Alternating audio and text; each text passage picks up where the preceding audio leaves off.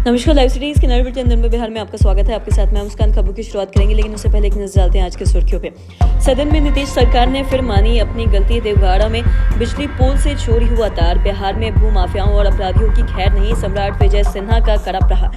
राबड़ी देवी ने उठाया महिला शिक्षकों के ट्रांसफर का मामला। वित्त रहित शिक्षकों के वेतनमान पर शिक्षा मंत्री का बड़ा ऐलान। सदन में मंगल पांडे का ऐलान। पूर्णिया मेडिकल कॉलेज में बनेगा आई बैंक। देवी विद्वान है। नवल किशोर यादव ने कसा तंज।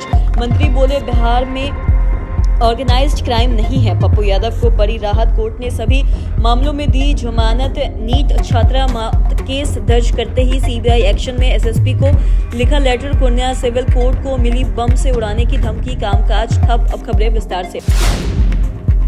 विधानसभा में सारण जिले के दिगवाड़ा प्रखंड में 700 से अधिक बिजली पोल से तार चोरी का मामला जोरदार तरीके से उठा है। बता दें कि सोनपुर विधायक के सवाल पर ऊर्जा मंत्री ने स्वीकार किया है कि इलाके में बड़ी संख्या में पोलों से तार गायब है, जिससे बिजली आपूर्ति प्रभावित हुई है। और सरकार ने सदन में एक बार फिर से अपनी गलती मानी है। और ऊर्जा मंत्री विजेंद्र प्रसाद यादव ने सदन को आश्वस्त किया है कि चालू वित्त वर्ष के भीतर सभी प्रभावित पोलों पर तार लगाने का काम पूरा कर लिया जाएगा। और उन्होंने ये भी बताया कि सरकार इस मामले में कार्रवाई भी कर रही है। और बता दें कि दिगवाड़ा में 700 पोल से तार चोरी का मामला पहले भी चर्चा में रहा है। और ऊर्जा मंत्री ने इसी वित्तीय वर्ष में पुनः तार लगवाने का भी आश्वासन दिया है।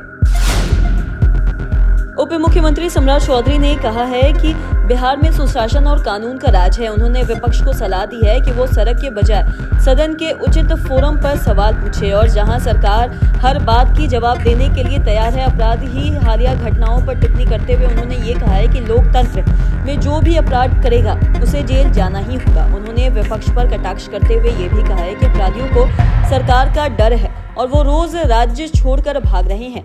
वहीं उप मुख्यमंत्री विजय कुमार सिन्हा ने कहा कि बिहार में भू विवाद एक अभिशाप की तरह है। और सिन्हा ने चेतावनी दी है कि जो लोग सुधारों का विरोध कर रहे हैं वो प्रत्यक्ष या फिर अप्रत्यक्ष रूप से भू माफियाओं के संरक्षण है। और उन्होंने सरकारी जमीन कब्जाने वालों को चिन्हित कर उन पर एफआईआर करने और साथ ही अच्छा काम करने वाले अधिकारियों को भी पुरस्कारित करने की घोषणा की है। बिहार विधान परिषद में विरोधियों दल की नेता राबड़ी देवी ने सदन में महिला शिक्षकों के तबादले का मामला उठाया है। उन्होंने कहा है कि बड़ी संख्या में महिला शिक्षक एक जिला से दूसरे जिला में चली गई है।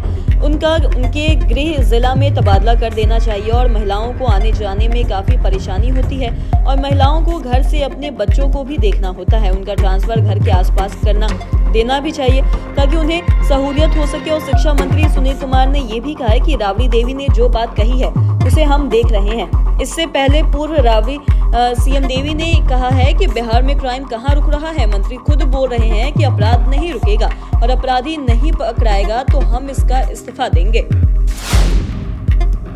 बिहार विधान परिषद में शिक्षा से जुड़े कई अहम मुद्दों पर विस्तार से चर्चा हुई है। सदस्यों ने वित्त रहित शिक्षकों के वेतनमान, अनुदान राशि के भुगतान और चाइल्ड केयर लीव और साथ ही छात्रों को निःशुल्क सुविधा उपलब्ध कराने का सवाल भी उठाया है। और एमएलसी नवल किशोर यादव, संजय कुमार सिंह, सर्वेश कुमार सिंह और प्रोफेसर गुलाम गैस ने सदन में सवाल उठाया है कि मुख्य सचिव की अध्यक्षता में वित्त रहित डिग्री, इंटर कॉलेज और माध्यमिक विद्यालयों के शिक्षकों एवं शिक्षकेतर कर्मियों को वेतननामा देने के लिए कमेटी गठित की गई थी।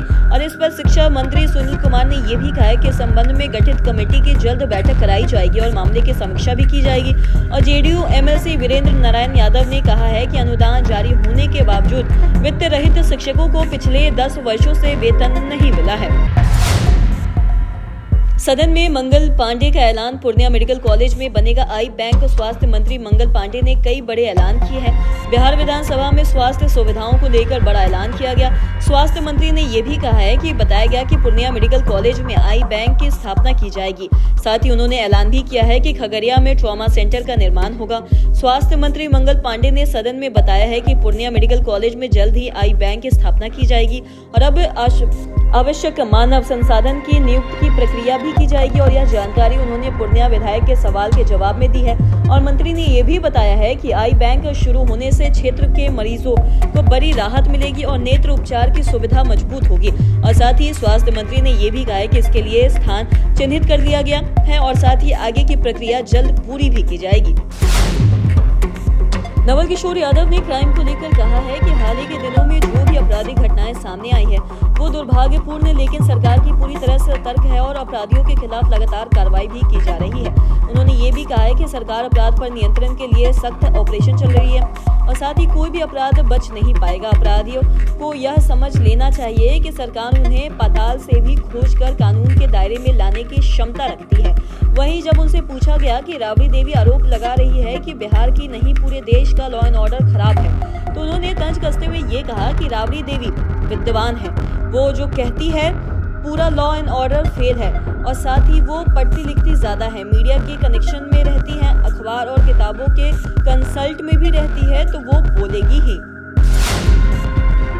लॉ एंड ऑर्डर पर विपक्ष के सवालों पर मंत्री अशोक चौधरी ने ये कहा है कि बिहार में ऑर्गेनाइज्ड क्राइम नहीं हो रहा है, जो भी क्राइम हो रहा है उस पर सरकार नियंत्रण कर रही है।